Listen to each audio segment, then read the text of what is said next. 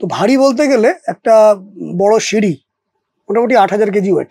কেউ একটু ভোলা ভোলা টাইপের হয়, এই লোক ঠকাচ্ছে, বিশ্বাসঘাতকতা করছে, প্রতারণা করছে। ওনাকে যে যেটা করতে বলেছিলাম সেটা উনি করতে পারবেন না, এই মতো চেঞ্জ করতে পারবেন না। এখন রিসেন্টলি যোগাযোগ করছেন উনি।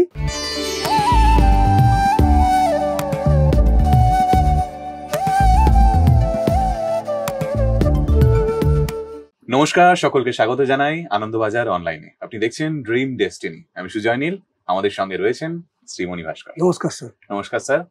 স্যার, আমাদের একটা আলোচনা তো চলছেই, শেষ আর হচ্ছে না। শনির মতনই, একদমই শনির মতন। শনি যেমন 2.5 বছর একটা ঘরে থাকে, আলোচনা চলছে। মানুষজন হয়তো তাই ভাবছে, কমেন্টও তাই করছে যে আপনাদের এই আলোচনা কবে শেষ হবে। তবে হ্যাঁ, এটা ঠিক যে আপনি অনেকগুলো দিক নিয়ে আলোচনা করলেন এবং যেখানে প্রচুর সমস্যার কথা উঠে এলো। মানুষজন আশা করি উপকৃত হয়েছেন, যারা দেখছেন এই অনুষ্ঠান, যারা দেখেন, নিয়মিত ফলো করেন, তারা আশা করি উপকৃত হয়েছেন। এবং সেটা আপনি কমেন্টস যদি খেয়াল করেন, আপনার টিমকে যদি খেয়াল করেন, বুঝতে পারবেন। অলরেডি বলছে যে সেগুলো মেনে উপকার হয়েছে, লিখছে কমেন্টসে, দেখলাম যে আমাকে দেখালো টিম থেকে যে সংখ্যা লেখার পরে উপকার পাচ্ছি। অলরেডি প্রমাণটা রয়েছে ওখানে। একটা থেরাপির কথা বলেছিলাম, সেই থেরাপি করে তারা উপকার পাচ্ছে অলরেডি, এবং তারা সেখান থেকে বলছে পরবর্তী স্টেপটা করার জন্য আপনার যোগাযোগ করবো। নিশ্চয়ই। তবে আপনি শুরু করেছিলেন, মানে আমাদের এই আলোচনা, এই অনুষ্ঠান শুরু হয়েছিল বাস্তু দিয়ে, রাইট? হ্যাঁ, তো বাস্তু এবং শনি সম্পর্ক আছে কোথাও? ডেফিনেটলি। প্রথমত বলে, আমি তো মেনলি বাস্তুরই মানুষ, আমি বাস্তু নিয়ে মেন কাজটা করি।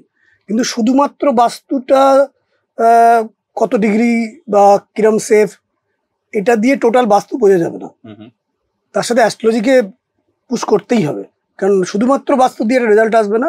এবং এটাও বুঝি, শুধুমাত্র অ্যাস্ট্রোলজি দিয়ে রেজাল্ট আসবে না। মানে যেমন ধরুন, কারোর কোনো একটা ব্লাড রিপোর্টে কোনো একটা রেজাল্ট এলো, দেখা গেলো সেখানে কোনো রোগই নেই, কোনো প্রবলেমই নেই, হয়েছে তো অন্য জায়গায়, তখন বিভিন্ন জায়গাগুলো দেখতে হয়। তেমনি এখানেও বিভিন্ন জায়গা দেখতে হয়। বাস্তুতে শনির ইম্প্যাক্ট বলতে গেলে, শনি হচ্ছে খুব ভারী। তো ভারী বলতে গেলে একটা বড় সিঁড়ি, মোটামুটি 8,000 কেজি ওয়েট। সেটা হচ্ছে মানে আশপাশ, আরো 2তলা 4তলা হলে আরো বেশি হবে।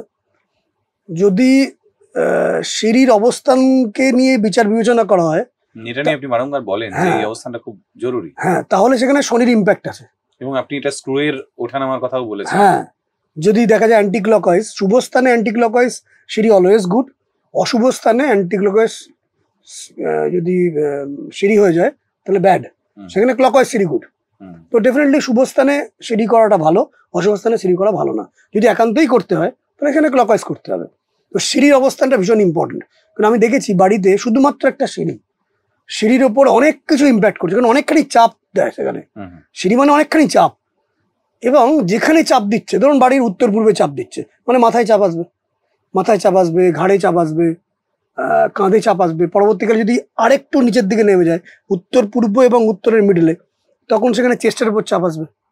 এবার দেখতে হয় সেখানকার প্ল্যানেটসও আছে। উত্তর পূর্বের প্ল্যানেট হচ্ছে বৃহস্পতি, উত্তরের প্ল্যানেট হচ্ছে বুধ। যদি বৃহস্পতি শনির কনজাংশন হয় তাহলে কি রেজাল্ট আসবে? বৃহস্পতি বাদ দিয়ে বুধের সাথে শনির যে কনজাংশন, তার রেজাল্ট আরেকটা আসবে। তো এগুলোর জন্য হরোস্কোপ দেখতে হয়, বাস্তুও দেখতে হয়, এবং বিভিন্ন প্ল্যানেটের অবস্থান দেখতে হয়, বাড়িতে কোথায় কোথায় কি আছে দেখতে হয়। পশ্চিম দিকটা হচ্ছে শনির মেন দিক, মানে পশ্চিম দিকে যা থাকবে সেই অনুযায়ী স্যাটার্ন ইম্প্যাক্ট তৈরি করবে। স্যাটার্ন তো বুঝতেই পারছেন, আমাদের কর্মক্ষমতা, সংযম, ধৈর্য, যত বিপর্যয় আসুক না কেন সব কাজে উৎসাহ রাখা, ইনস্ট্যান্ট বিপত্তিগুলোকে মাথা থেকে অফ করে দিয়ে, কোনো একটা কাজে মানুষের মাথাটা ডিস্টার্ব হয়ে গেছে, ইনস্ট্যান্ট সেটাকে সুইচ অফ করে দিয়ে, বাইরেটাকে কালো করে দিয়ে, যে কাজটা তার প্রতি আলো দিয়ে লক্ষ্য করা, এটা হচ্ছে শনির কাজ। ফলে পশ্চিম দিকটা কিন্তু ভীষণ ইম্পর্টেন্ট। এবং এটা অদ্ভুত সূত্র আমি দেখেছি, এটা কোনো বইতে লেখা নেই। বাড়ির পশ্চিম দিকে যা থাকে সেগুলো বাড়তে আরম্ভ করে। বাড়তে আরম্ভ করে মানে ধরে রাখুন, বাড়ির পশ্চিম দিকে আপনি জঞ্জাল রেখেছেন, বাড়িতে জঞ্জাল বাড়তে আরম্ভ করবে। বাড়ির পশ্চিম দিকে জেনারেলি 90% ক্ষেত্রে যদি অর্থ রাখে কেউ, বাড়বে। এই জন্য পিগি ব্যাংক, টাকা পয়সা, কারণ বরুণ দেব তো 90% ক্ষেত্রে বাড়ির পশ্চিম দিকে যা রাখবে সেটা বাড়বে। এবং এটা বলা হয় যে যদি কেউ একটু ভোলা ভোলা টাইপের হয়, এই লোক ঠকাচ্ছে, বিশ্বাসঘাতকতা করছে, প্রতারণা করছে, সে ভুল ডিসিশন নিচ্ছে, কনফিউশন চলে আসছে, তার মেমোরি ডিস্টার্ব করছে, যেখানে কাজে প্রচুর মাথা লাগাতে হয়। তো পশ্চিম দিকটা সাফ সুতরা রাখা, এবং পশ্চিম দিকে একটু বড় সাইজের, যদি সম্ভব হয় পিতলের, পেঁচা রাখা। আচ্ছা। মানে পেঁচা রাখাটা মানে পেঁচা রাখলে উপকার হবে এটা বলছি না, পেঁচার যে সিম্বলটা ছবি দিলেও কিছুটা হতে পারে। পেঁচা রাত্রিবেলাও দূর দেখতে পায়। আচ্ছা। এবং পেঁচা গৃহের শান্তি ডেকে আনে। কেন? যখন বিবাহ হয়, যে এখানে যে টিপগুলো লাগানো হয় বর এবং কনেকে, দেখবেন ওটা পেঁচার মতো দেখতে হয়। হুম। গৃহের শান্তি আনয়নের জন্য পেঁচার বিরাট ভূমিকা আছে। পশ্চিম দিকে যদি পেঁচার চিত্র রাখা হয় এবং পরিষ্কার রাখা হয়, এটা 90% ক্ষেত্রে। মানে পেঁচা জাতীয় কিছু রাখা হয় আর জাতীয় কিছু না, পেঁচাই রাখতে হবে, ছবির মাধ্যমে বা মূর্তির মাধ্যমে। মূর্তিটা কিন্তু মাটির হলে হবে না, মূর্তি হলে ইট শুড বি পিতল, পিতলের মূর্তি হতে হবে। যদি রাখা হয় তাদের মধ্যে 6 মাস 7 মাস পর থেকে একটা সম্ভাবনা থাকে তাদের ওই ভোলাপনটা চলে গেল। আচ্ছা। তাদের লোককে বিশ্বাসঘাতকতা একটু কম করতে হবে। যেমন আমি বলছি, আজ থেকে বহুদিন আগে, মানে প্রায় 5-6 বছর আগে, আমি একজন অ্যাডভোকেটের বাড়িতে গেছিলাম। তিনি আগে পার মান্থ 5-6 বছর রোজগার করতেন প্রায় 10-12 লাখ টাকা। নতুন ফ্ল্যাট গেলেন, জায়গাটার নামটা বলছি না ইচ্ছা করে, বিখ্যাত ব্যক্তি, অনেক সময় আপনারা দেখেওছেন বিভিন্ন মিডিয়াতে, সবচেয়ে দেখাও যায়। সেখানে যাওয়ার পর রোজগারটা প্রায় মানে 30-40% কমে গেল। ঠিক আছে, উনি আমার সঙ্গে অনলাইনে যোগাযোগ করেছিলেন। তারপর আমি ওনার বাড়িতে গেছিলাম। ইনস্ট্যান্ট প্রথমবারই যাই না, প্রথমবারে আমি তাকে কিছু উপায় বলি, কেন উপায়গুলো সে মানছে কিনা আমি দেখি। মানার ওপর ডিপেন্ড করছে পরের স্টেপটা সে করবে কিনা। মানে আমি শুনছিলাম, একজন আমাকে বলছিলেন যে ডাক্তারবাবু বলেছেন যে আমাকে 1 হাতা ভাত খেতে হবে, এর থেকে বেশি ভাত খাবো না।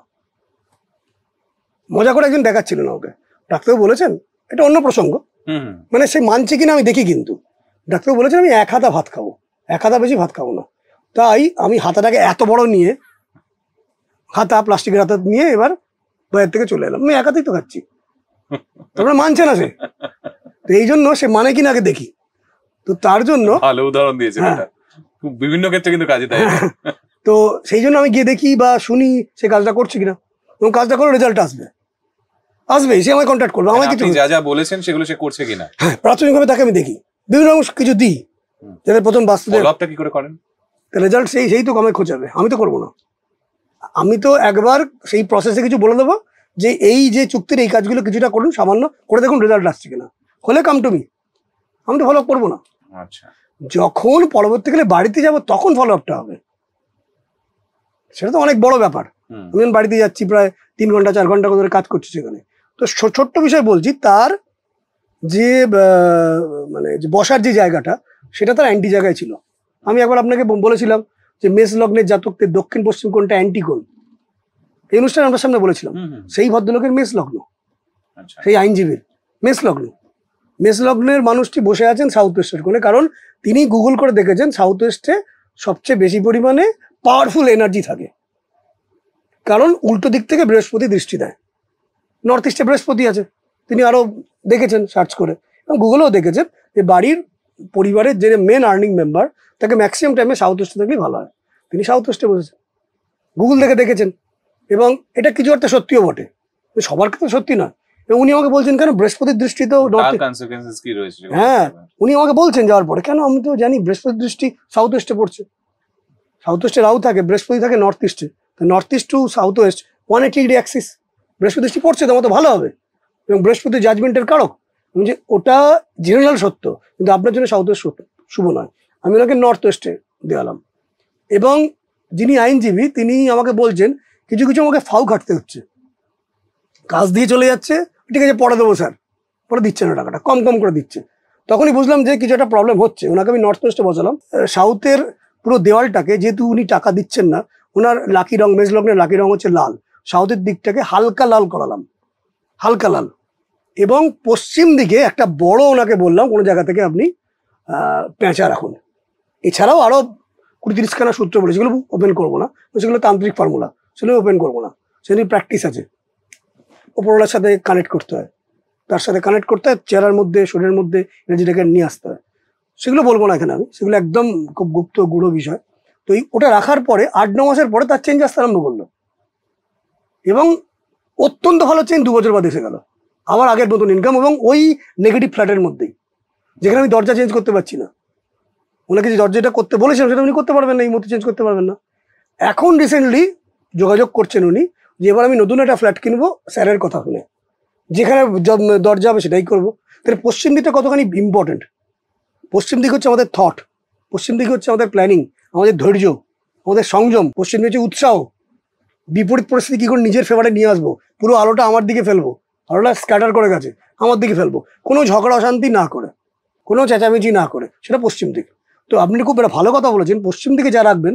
সত্যিই আমি বহু ক্ষেত্রে এমনি মজার ছলে আমার যে ইউটিউব চ্যানেল সেখানেও 2-1 জায়গায় বলেছি যে বাড়ির যদি স্ত্রী যদি চায় কিছু গয়নাগাটি হাজব্যান্ড বেশি করে দিক, তাহলে পশ্চিম দিকে আপনি আলমারির মধ্যে একটু গুছিয়ে গাছিয়ে রাখুন গয়নাগাটি, ইমিটেশন রাখবেন না, কারণ ইমিটেশন আসবে কিন্তু তাহলে।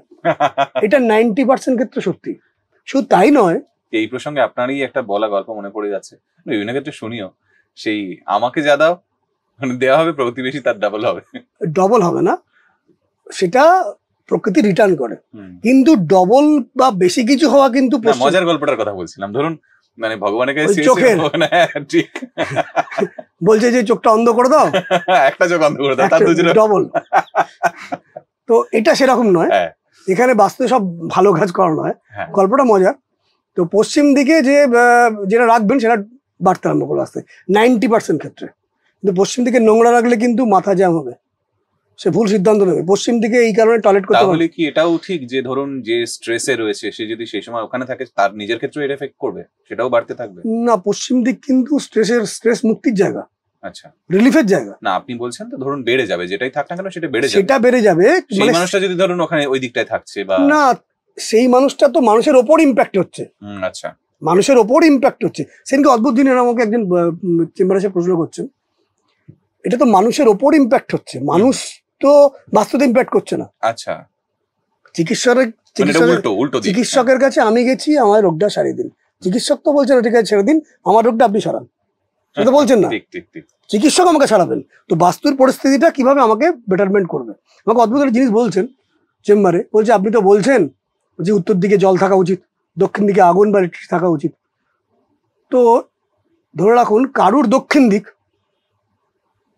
অন্যের তো উত্তর দিক, তাহলে তো আপনি কি করে বলছেন তো উল্টো পাল্টা হয়ে যাবে ব্যাপারটা। কারুর উত্তর দিক সেটা তো অন্যের দক্ষিণ দিক, তাহলে দক্ষিণ উত্তর তো পুরো গুলিয়ে যাচ্ছে হিসেবটা, আমি কি করে বুঝবো। আমি বললাম টোটাল যে বাস্তুটা বিচার করা হয় সেই প্লটের সেন্টার থেকে, সেই প্লটের সেন্টার থেকে বিচার্যটা হবে। যখন আপনি কোনো প্লটকে বিচার করবেন তার সেন্টার থেকে উত্তরটা কোন দিকে দক্ষিণটা কোন দিকে দেখতে হবে। অন্য প্লট যখন তার বাড়ির সেন্টার থেকে, হ্যাঁ অবভিয়াসলি, তার মানে যে কোনো জায়গাতেই থাকে না কেন আমার তো এদিকটাই উত্তর হবে।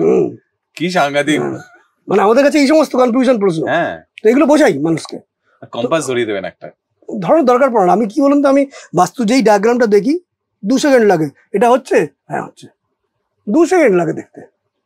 এবং শুধু তাই না, হরস্কোপ দেখার পরও এই যে শনি ধরুন কিভাবে ইম্প্যাক্ট তৈরি করে, হরস্কোপ দেখার পরও হরস্কোপ দেখতে আমার মোটামুটি 3 মিনিট মতো লাগে পুরোপুরি একবারে ভালো করে ডিপলি দেখতে। আর এক ঝলক ইজি হরস্কোপ হলে 1.5 মিনিটের মধ্যে হয়ে যায়। ইজি এবং শক্ত হরস্কোপ আছে কিন্তু, যেমন দেখাচ্ছি দেখুন এই বইয়ের মধ্যে। এখানে মানে অ্যাস্ট্রোলজির আমি একটা গ্রন্থ ভীষণ মানি, সেই গ্রন্থটির নাম হচ্ছে রাবণ সংহিতা। আচ্ছা, রাবণ সংহিতা, রাবণ সংহিতা মানে রাবণ যে বিষয়টা টোটালটাই তন্ত্র, অ্যাস্ট্রোলজি এবং বাস্তু দিয়ে ফর্মুলা। তো রাবণ সংহিতা বইটা আমি পারলে নেক্সট বার আমি একবার আনবো, দেখাবো। বইটা এরম বড় লম্বা, এরম বড় চওড়া, এরম বড় মোটা, মানে একজন তোলা মুশকিল। তার সংক্ষিপ্ত হচ্ছে এটা, এটা হিন্দি সংস্করণ, ওটা সংস্কৃতে লেখা আছে। আচ্ছা, বইটা আমি আনবো একদিন, দেখাবো যে কত পড়তে হয়। এবার দেখুন এখানে এই বইটার মধ্যে দেখুন